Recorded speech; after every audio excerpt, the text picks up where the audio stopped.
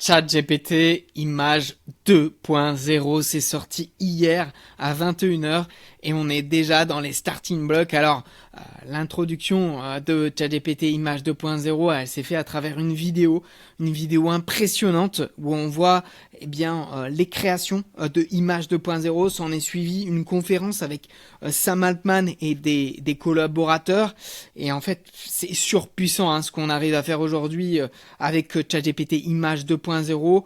On le verra sur les classements avec LM Arena, qui est un modèle qui permet bien de classer tous ces modèles de création d'images. Et il est maintenant devant Google Nano Banana. Vous vous rappelez, la création d'images, on peut la faire avec Gemini, qui est l'intelligence artificielle de Google. Et il nous avait créé Nano Banana. Et bien aujourd'hui, les modèles, les comparateurs estiment que ChatGPT Image 2.0 est bien plus puissant. Donc c'est vraiment incroyable maintenant ce qu'on arrive à faire. Et on va voir des cas d'exemple assez chouettes. Par exemple, là on va voir qu'on va pouvoir faire des typographies, des styles de magazines, mais également des images. Et puis nous on verra des cas concrets. C'est toujours ce que je fais à travers mes vidéos. Je sais que vous êtes des professionnels et de faire des images, ça n'a aucun sens pour vous. Faire des images d'influenceurs, vous êtes conseiller en gestion de patrimoine, vous travaillez dans une agence immobilière, vous êtes boulanger, vous êtes dans le bâtiment, que sais-je. Vous faire des images d'influenceurs, vous vous en fichez et je comprends parfaitement. On ira nous dans des cas concrets pour vous. Donc on va le voir, on a même la création en 360, vous le voyez à l'écran. Donc ça peut être par exemple pour un architecte, pour visualiser une maison, ça va être assez fort. On le voit bien là, regardez, dans un grain de riz, si on zoome, alors je sais pas si je vais pouvoir zoomer, mais on voit GPT Image 2.0, c'est assez fou. En fait, ils ont fait une image en 4K et dans la vidéo en fait promotionnelle, on le voit, ils ont intégré un grain de riz où ils ont écrit GPT Image 2.0. C'est vraiment fabuleux, c'est assez époustouflant. Et puis là encore, on le voit. Eh bien, quand on a un texte et qu'on veut rédiger un semblant de manuscrit ou de texte ancien, eh bien, on va pouvoir le faire directement avec ChatGPT Image 2.0. Donc là, on est dans ChatGPT. J'ai tout simplement utilisé mon navigateur pour écrire ChatGPT. J'ai un compte à 17 € par mois et on le voit à l'écran, la création d'images fait peau neuve. Donc voilà, il nous présente un caméléon pour illustrer ce nouveau modèle. Transformer vos photos, vos selfies en portrait pro.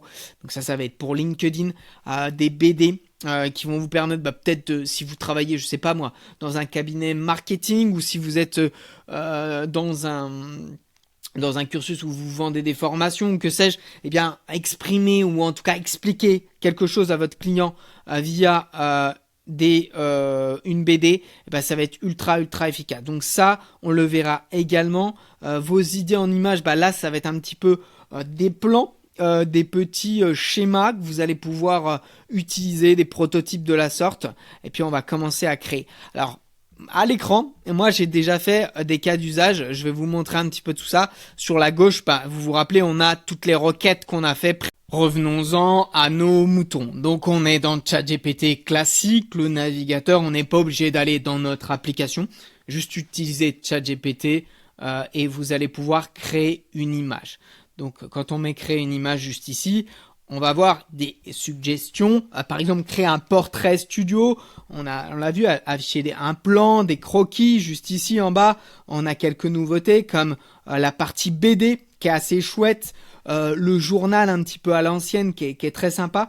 Et en fait, à chaque fois qu'on va peut-être cliquer sur, je sais pas moi, si je veux cliquer sur la partie, ce que j'aime bien c'est la partie BD, on a un prompt, une requête qui est directement impulsé, qui est directement inscrit sur notre petit onglet de recherche.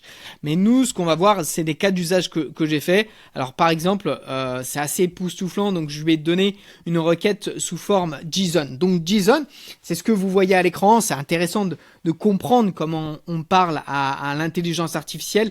C'est un format qui est beaucoup plus compréhensible par les machines. Donc faut pas s'inquiéter, on peut quand même comprendre certaines choses. voilà, la résolution elle est en 8K, l'iPhone c'est comme si c'était un iPhone 15 Pro, donc une image un petit peu réaliste tout de même. Et puis bah voilà, on voit fin d'après-midi ou au début de soirée, etc. Donc on comprend un petit peu comment se structure un JSON. C'est simplement dans le format est différent et le résultat il est assez bluffant. Voyez ce que j'ai pu faire à partir d'un texte. Donc aujourd'hui, ceux qui vous disent on n'est pas capable de décerner le vrai du faux, je suis de leur côté. Ce n'est plus possible aujourd'hui sur les réseaux sociaux de discerner une image qui est réelle d'une image fictive. Vous le voyez à l'écran, à partir d'un format JSON, ce que je vous montrais tout à l'heure un petit peu à l'écran, eh bien on obtient ce genre de photos ultra qualitative. Donc voilà, un JSON et vous avez cette image qui est créée. Alors l'autre cas d'usage, c'était de créer une séquence d'emails pour The French Bot, qui est ma société, et c'était de se dire voilà, moi j'ai besoin de vendre mes services, et donc je vais créer une petite séquence d'emails.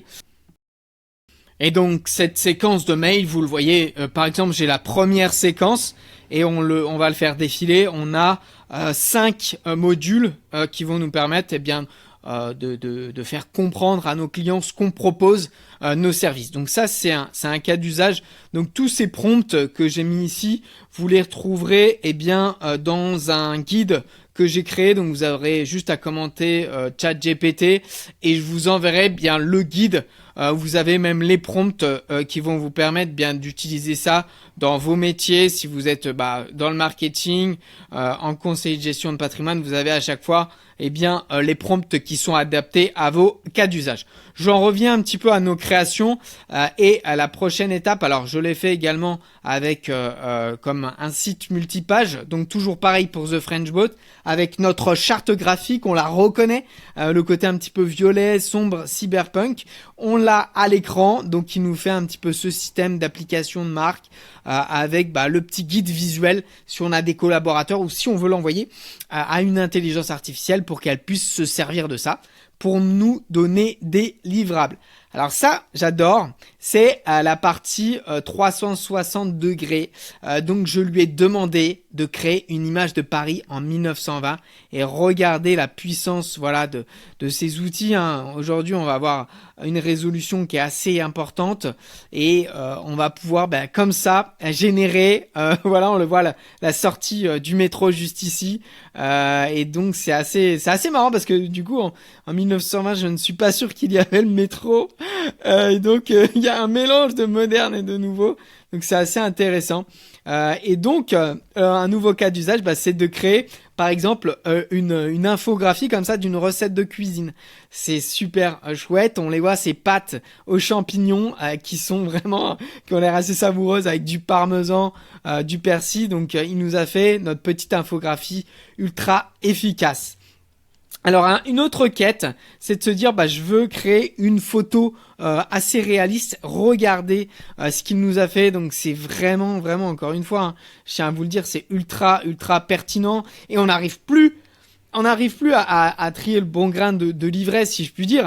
Si le livret serait l'image de synthèse, l'image de l'intelligence artificielle, et que le bon serait la vraie photo, on ne peut plus discerner quelle est une photo réaliste d'une photo générée par l'IA. Ça rend vraiment improbable la résolution. Alors là, on avait par exemple, on a un inventaire, on a de l'immobilier avec mon papa.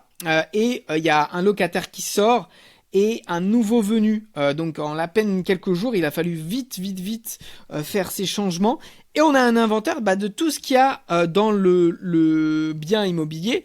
Et on s'est dit, mince, mon papa il m'a dit, je vais te l'écrire. Comment est-ce que tu peux peut-être me le mettre un peu au propre? Donc j'ai dit, pas de souci papa, écoute, je te fais ça. Donc là je lui ai demandé de scanner et d'enlever les plis. Je lui ai dit, t'enlèves les plis juste ici et tu crées un scan. Et après je pourrais même créer carrément un Excel avec tous les éléments de notre logement. Alors là encore, comment cerner, savoir si cette photo est vraie ou pas?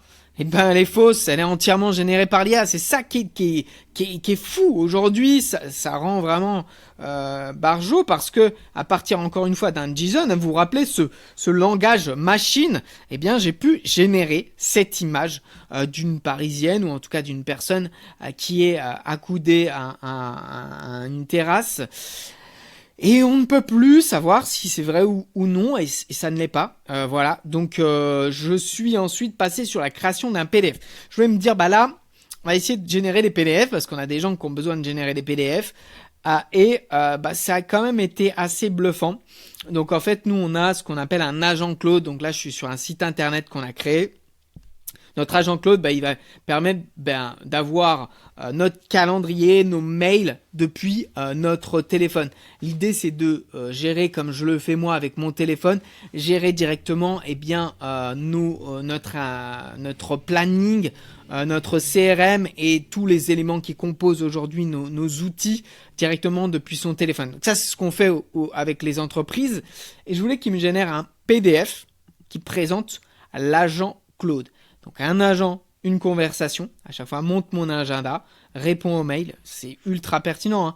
Voilà, tu vas pouvoir répondre à des mails, tu vas prendre le contrôle de mon ordinateur, on peut le faire. Tu vas créer des devis, des factures avec l'agent Claude.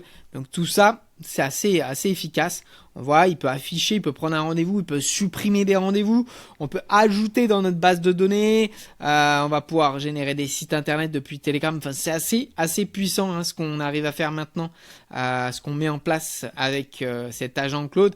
Donc si vous voulez un petit peu vous renseigner et mettre en place ce genre d'outils, vous aurez la possibilité, nous on a des formations le mercredi 29 avril et le mercredi 20 mai où on a 7 heures de live et puis on a du e-learning, je reviendrai après, mais n'hésitez pas vraiment à commenter formation et puis moi je reviendrai vers vous pour vous donner tout un tas d'informations et vous donner le petit calendrier d'appel, comme ça vous avez 30 minutes et puis on échange sur ce que vous voulez mettre en place.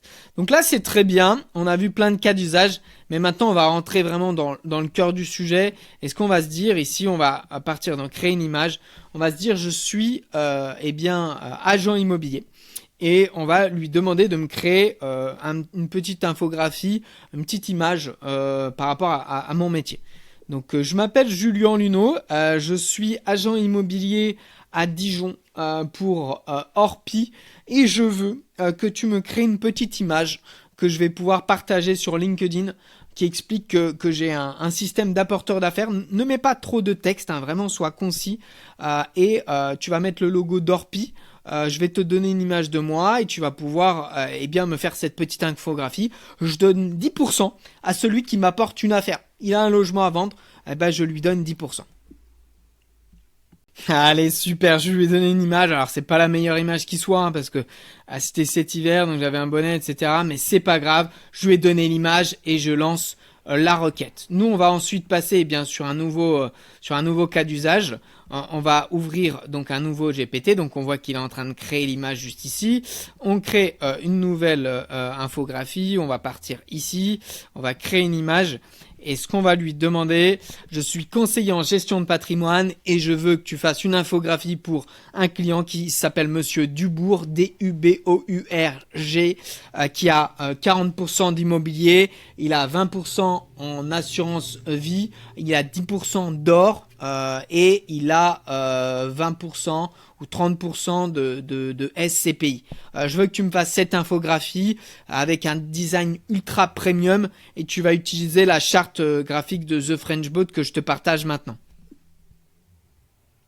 Allez, excellent. Donc pour rappel, je lui ai donné ma charte graphique, tout ça on le voit en formation, c'est comment créer un texte qui va vous permettre d'avoir les logos et les couleurs de marque de votre entreprise. Donc là, je l'ai lancé, on va attendre qu'il finisse. Voilà, regardez, apporteur d'affaires. Je trouve ça mais vraiment très efficace, apporteur d'affaires. Je recommande, vous gagnez 10%. Donc ça, on peut le télécharger juste ici. Il a été chercher le logo d'Orpi sur la base du prix net vendeur. Donc voilà. et il nous fait notre petite signature. Bah, je trouve vraiment que c'est très joli. Et aujourd'hui, c'est bien plus efficace que ce qu'on voyait auparavant. On va attendre qu'il ait fini ce décor, mais en finissant cette introduction, je vais vous rappeler qu'on a eh bien 2 dates de formation, mercredi 29 avril et mercredi 20 mai, avec 7 heures de live ou en présentiel. On va voir Claude dans Excel, Claude dans PowerPoint, la partie Claude Code, mais on va également voir comment utiliser ChatGPT Images. On s'adapte bien sûr aux nouvelles sorties. Eh bien, Claude et ChatGPT vont aller de pair dans ces formations. Vous aurez juste à commenter formation et vous aurez eh bien 30 minutes à mes côtés.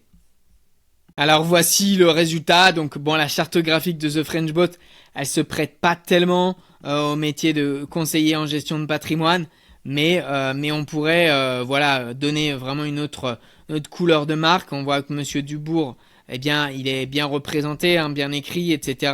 On a les 40% d'immobilier, on a le reste en or, et puis on a 20-30% en SCPI et le reste en assurance vie. Alors formez-vous, ça va très vite. Si vous voulez qu'on mette en place des agents au sein de votre entreprise, ou simplement si vous-même vous voulez utiliser ces outils, eh bien n'hésitez pas à commenter formation. Je viendrai vers vous. Il faut aller très vite parce que vous n'allez pas te remplacer, mais les personnes qui l'utilisent, et nous, on voit de plus en plus de gens qui viennent pour prendre des formations, ces personnes-là, celles qui vont monter en compétences en 2026, elles vont prendre un train d'avance. Je vous souhaite à tous une très bonne journée et je vous dis à très vite.